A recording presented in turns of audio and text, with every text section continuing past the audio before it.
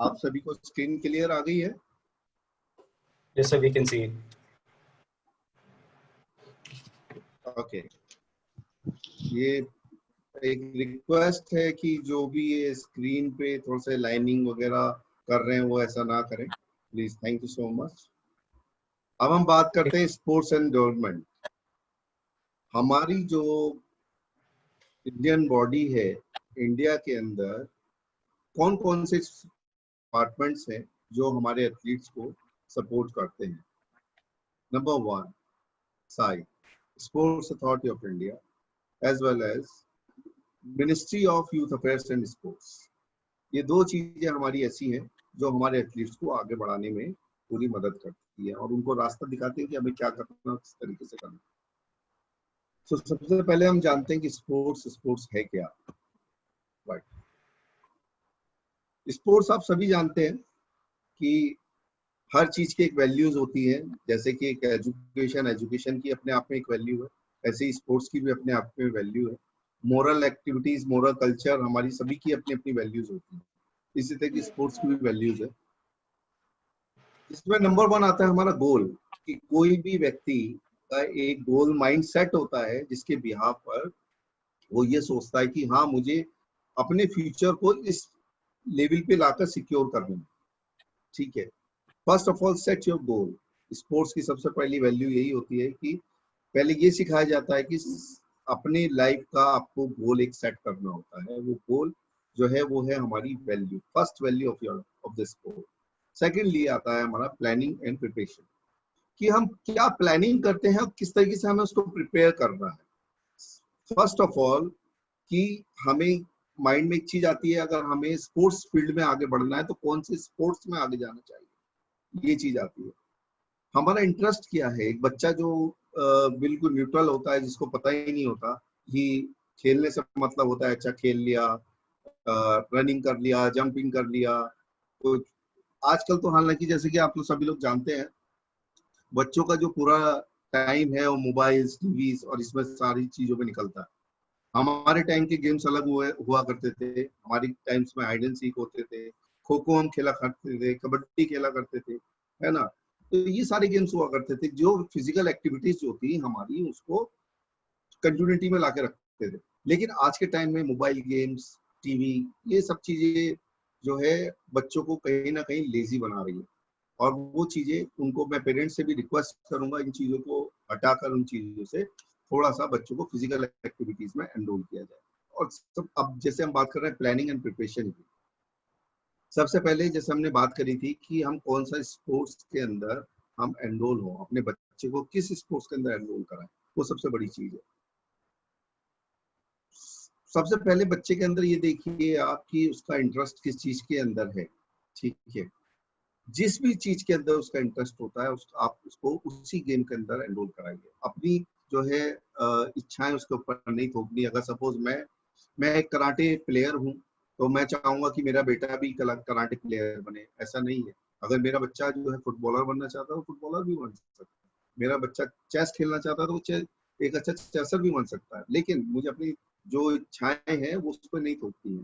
तो इसलिए planning and preparation, first of all plan कि कौन सा गेम हमें सूट करना है, किस गेम के अंदर हमें एनरोलमेंट करना है अपना या अपने बच्चे का। उसके बाद आती है प्रिपरेशन, उसको किस तरीके से हमें प्रिपेयर करना है। प्रिपेयर मीन टू से कौन सा रास्ता हमें अपनाना है, जिस रास्ते पे जाकर हमारा बच्चा या हम खुद जो एक अचीवमेंट है, अचीवमेंट स्केल जो है उस स्केल को हम पहुंच सके, उस स्केल पर पहुंच सके। उन सारी प्रिपरेशंस को हमें करना है। दूसरी चीज आती है हमारी मल्टीटास्किंग। मल्टीटास्किंग होता क्या है? मल्टीटास्किंग ऐसा नहीं है कि बच्चों को किसी भी गेम में डाल दिया, बेटा जाओ ये उठा के लाओ, बेटा जाओ वो उठा के लाओ, नहीं। मल्टीटास्किंग का मतलब होता है लीडरशिप स्किल्स। लीडरशिप स्किल्स जो जनरेट होती हैं एक प्लेयर के अंदर और जो बच्चे में, वो सारी चीजें वो होती है हमारी मल्टीटास्किंग के थ्रू आती है। बच्चा हर चीज स्टेप बाय स्टेप ग्रो करता है, उसके माइंड में नई नई चीजें आती हैं। जब वो सीखता है तो पहले ये सोचता है कि आज जैसे बच्चा स्कूल के अंदर जाता है तो हर बच्चे का ये होता है कि मैं मॉनिटर बनूं। मॉनिटर बनना क्या मोटिव होता है? मॉनिटर बनने का मोटिव होता है कि लीडरशिप स्किल्स, कि मेरे को लीडर जो है किस तरीके से मैं क्लास को कंट्रोल करूंगा। वही चीज कराटे के अंदर या दूसरे स्पोर्ट्स के अंदर आती है कि बच्चा ना कॉन्फिडेंस लेवल, करेक्टर, एथिक्स और साथ ही लीडरशिप स्किल्स, ये तो सारी चीजें करते करते साथ में उसकी पर्सनालिटी डेवलपमेंट स्किल्स भी डेवलप होती है। तो ये चीज आती है हमारी मल्टीटास्किंग। नेक्स्ट आता है हमारा hard work beat talent. Hard work beat talent क्या होता है? कॉम्पिटिटर। जब तक हमारे पास कोई कॉम्पिटिटर ही नहीं होगा तो हम अपने आप को कैसे जजमेंट करेंगे? हम अपनी वैल्यूज को किस तरीके से आंकेंगे कि हाँ मैं एक अच्छे लेवल पे हूँ, मीन टू से just like good, better, best और परफेक्ट, मैं किस स्केल में खरा उतरता हूँ?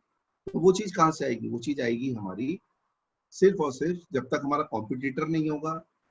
आज का समय क्या है? आज का समय कंपटीशन लेवल का है। हर जगह कंपटीशन है, चाहे आप एजुकेशन में जाए, चाहे मार्केट में जाए, चाहे आप स्पोर्ट्स में जाए, हर जगह कंपटीशन।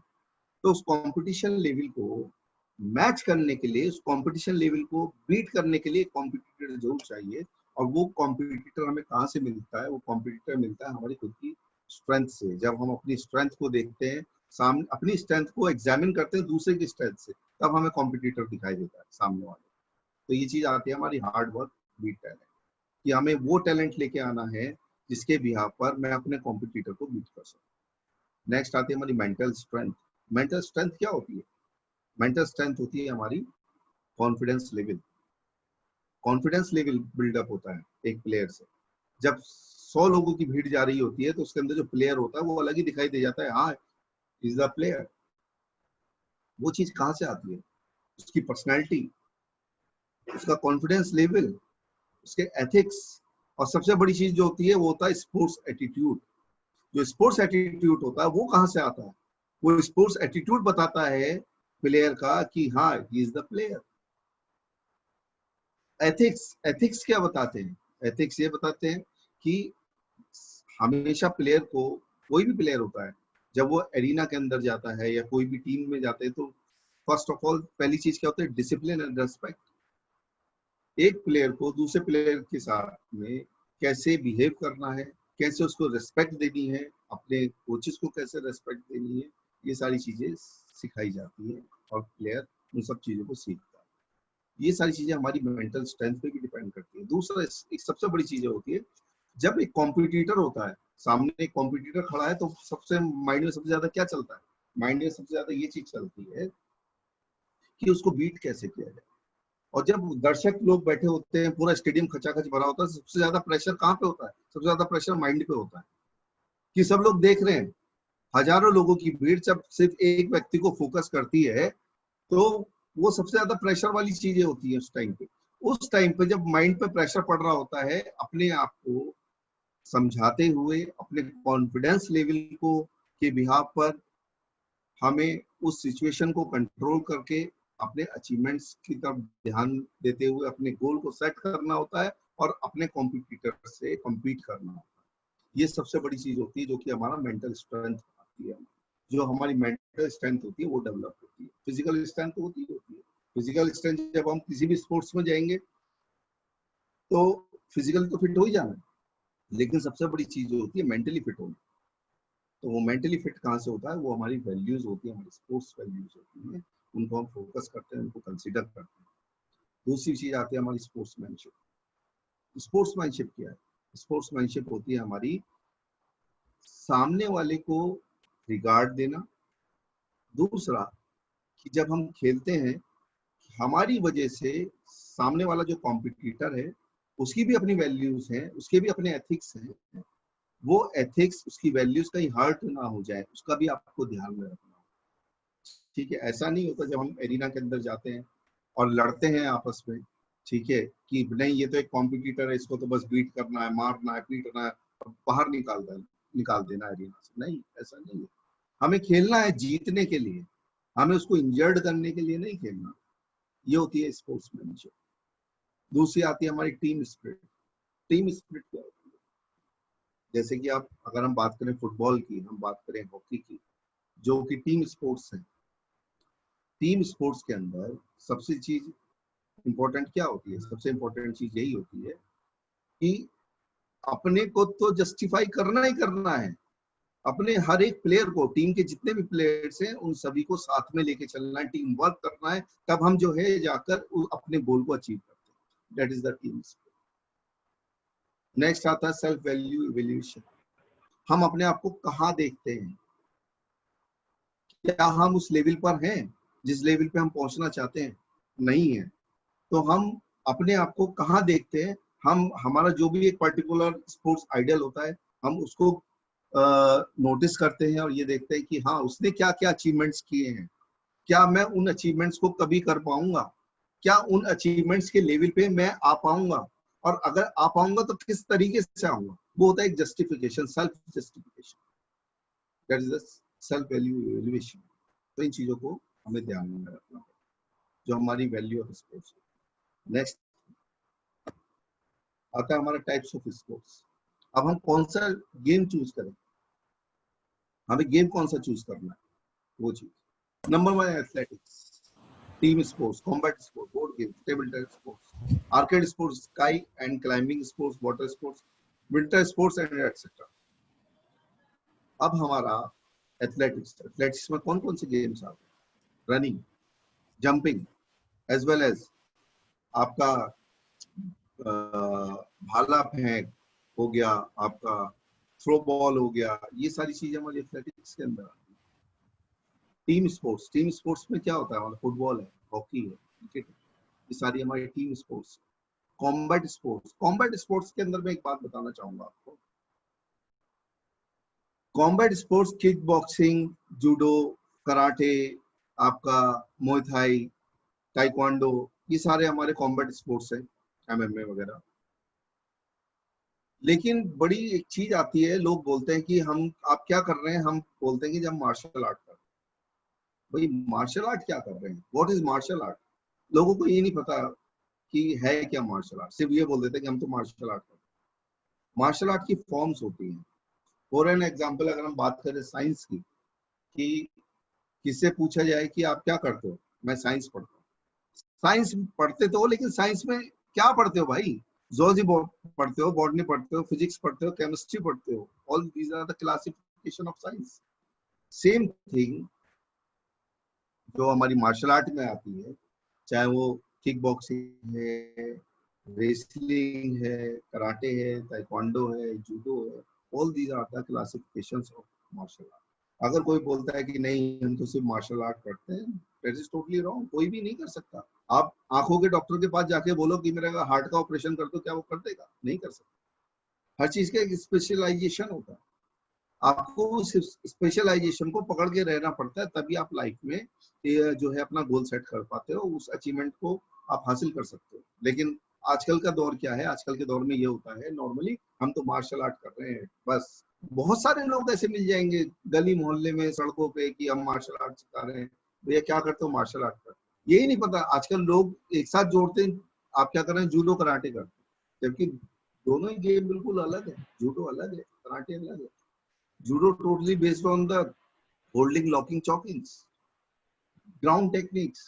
Same thing कराटे के अंदर किकिंग, पंचिंग, ब्लॉकिंग, स्ट्राइक्स, ये सारी चीजें हैं। लेकिन लोग इस चीज को डिफरेंशिएट नहीं कर पाता जो नॉर्मल व्यक्ति है, तो उसको हमें बताना पड़ता है कि ये क्या चीज है, कॉम्बैट स्पोर्ट है क्या। बोर्ड गेम्स में लाइक आ जाता है आपका, चेस आ जाता है, बिलियर्ड्स आता है, स्नूकर आता है, ये सारी चीजें हमारे बोर्ड गेम्स में आते हैं। सॉरी, चेस वगैरह ये बोर्ड गेम में आ गया। टेबल स्पोर्ट्स में आते हैं हमारे ये स्नूकर हो गया आपका, और बिलियर्ड्स हो गया। आर्केड स्पोर्ट्स जैसे फार्मूला 1, रेसिंग्स, बाइक स्पोर्ट्स, ये सारी चीजें आर्केड में आती हैं।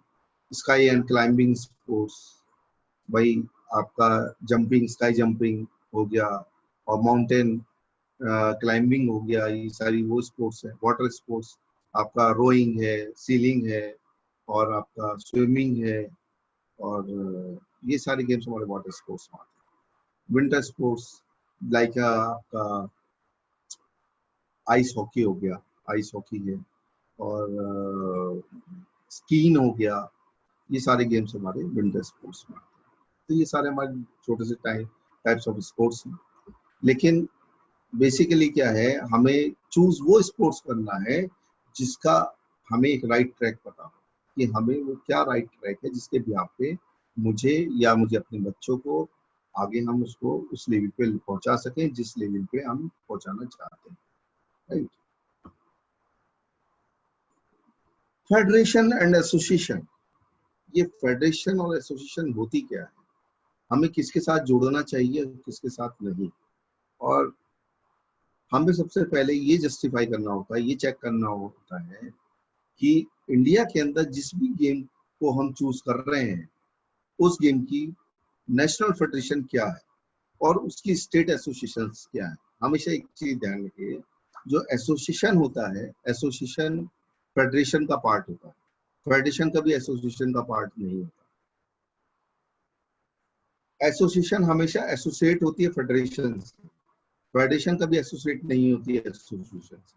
ये मेजर डिफरेंस है फेडरेशन का और एसोसिएशन का, ये हम सभी लोगों को पता होना चाहिए। जो नेशनल फेडरेशन होती है या इंटरनेशनल फेडरेशन होती है वो हमेशा अपने स्टाइल्स या फिर अपने गेम को, अपने स्पोर्ट्स को का एक एसोसिएशन बनाती है, ठीक है, जिसके अंदर हम लोग ये देखते हैं कि हमें अपने गेम को किस एसोसिएशन के साथ जाना है, किस फेडरेशन के साथ जाना है। That is the difference between federation and association.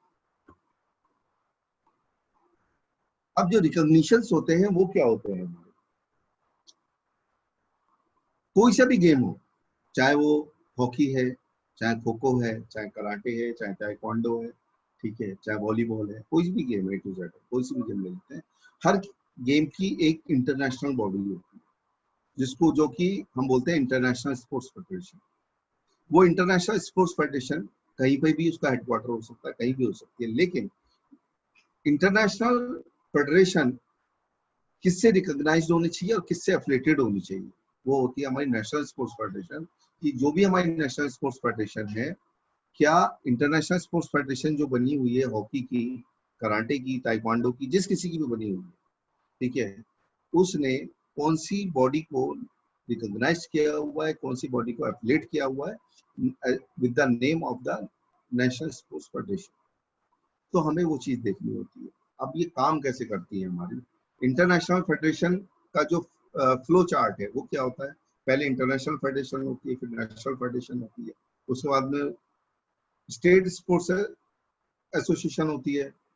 Sports association भी रिकॉग्नाइज्ड होती है किससे, स्टेट ओलंपिक से, और एफिलिएटेड होती है स्टेट ओलंपिक से।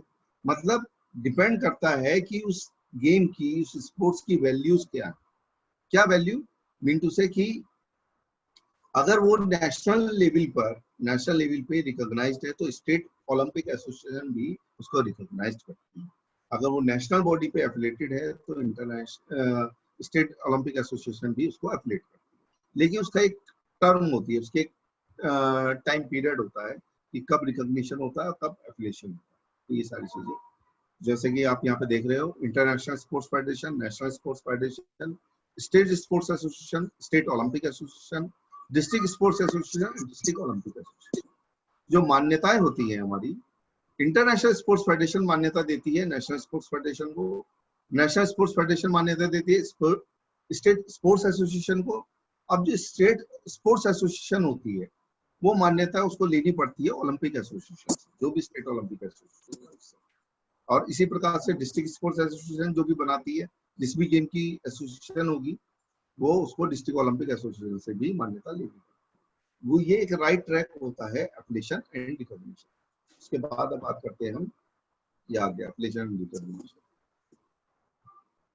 जैसे कि मैंने बताया था एफिलिएशन और रिकॉग्निशन में डिफरेंस क्या होता है। डिफरेंस जो मेन है, जो भी नेशनल बॉडी होती है या इंटरनेशनल बॉडी होती है, किसी भी गेम को जब वो इंट्रोड्यूस करती है किसी भी कंट्री के अंदर, तो वो उसकी उस कंट्री की जो गवर्निंग बॉडी होती है वो सबसे पहले उस गेम को रिकॉग्निशन देती है। रिकॉग्निशन भी क्या होता है, एक टेम्परेरी रिकॉग्निशन होता है जिसका एक टाइम ड्यूरेशन होता है। वो टाइम ड्यूरेशन क्या है, वो 1 साल भी हो सकता है, 2 साल भी हो सकता है, as per the law of the country. Same thing, जब वो रिकॉग्निशन टाइम पीरियड उसका कंप्लीट हो जाता है, डॉक्यूमेंटेशन फुलफिल हो जाते हैं, तब वो गवर्निंग बॉडी उस पर्टिकुलर स्पोर्ट्स को एफिलिएट करती है और जो सबसे बड़ी चीज होती है कि जो हमारे, अगर मैं बात करूं इंडिया की, गवर्नमेंट बॉडी जो है हमारी इंडिया की, वो सिर्फ जो सपोर्ट करती है एथलीट्स को, वो करती है उन एथलीट्स को जिन एथलीट्स के जिस भी गेम में वो है, वो game at least government of India या ministry of youth affairs and sports से वो एफिलिएटेड होना चाहिए, तभी हमें स्पोर्ट्स डायरेक्टरेट के बिहाफ पर एथलीट्स को पैसा मिलता है, उनको गवर्नमेंट एड मिलता है। That is the difference between affiliation and recognition. की रिकॉग्निशन तो ठीक है, हमारे ये गेम इंट्रोड्यूस हो रहा है यहाँ पर, लेकिन जब तक वो एफिलिएट नहीं होगा तब तक हमें गवर्नमेंट एड नहीं मिलेगा। तो उस चीज का सबका एक टाइम ड्यूरेशन होता है। जब वो टाइम ड्यूरेशन कंप्लीट हो जाता है तब गवर्नमेंट जो है हमारी उसको एफिलिएट करती है, उसके बिहाफ पे बच्चों को स्पोर्ट्स ऑफ डायरेक्टरेट से पैसा मिल रहा है। तो ये चीज होती है हमारी एफिलिएशन एंड रिकॉग्निशन। अब हम बात करते हैं कि इंटरनेशनल लेवल पे वो कौन सी एसोसिएशंस हैं कि जिसके बिहाफ पे हमारे बच्चे एथलीट्स मेहनत करते हैं अपने गोल को अचीव करने के लिए। जैसे कि आप यहाँ देख रहे हैं, international Olympic committee, Olympic council of Asia, south Asian sports council, Commonwealth sports association, ministry of youth affairs and sports, Indian Olympic association, state Olympic association, sports directorate and district Olympic association. जो हमारा flow main जो charter है वो यही है इसका कि international कोई जो भी गेम होता है वो गेम हमारा इंटरनेशनल ओलंपिक कमेटी से रिकॉग्नाइज या एफिलिएट होना चाहिए। और अब जैसे कि हम एशियन कंट्री में रहते हैं, तो एशियन कंट्री के अंदर एक बॉडी बनी हुई है जिसका नाम है ओलंपिक काउंसिल ऑफ एशिया। वो गेम क्या हमारा ओलंपिक काउंसिल ऑफ एशिया में है? क्या वो गेम हमारा साउथ एशियन स्पोर्ट्स काउंसिल में है? क्या वो गेम हमारा कॉमनवेल्थ स्पोर्ट्स एसोसिएशन में है? ये तो बात हो गई हमारी इंटरनेशनल गेम्स की, इंटरनेशनल एसोसिएशन की, कि जिस भी हम गेम के अंदर जुड़ना चाहते हैं या एसोसिएट होना चाहते हैं, क्या उन गेम्स का रिकॉग्निशन इन इंटरनेशनल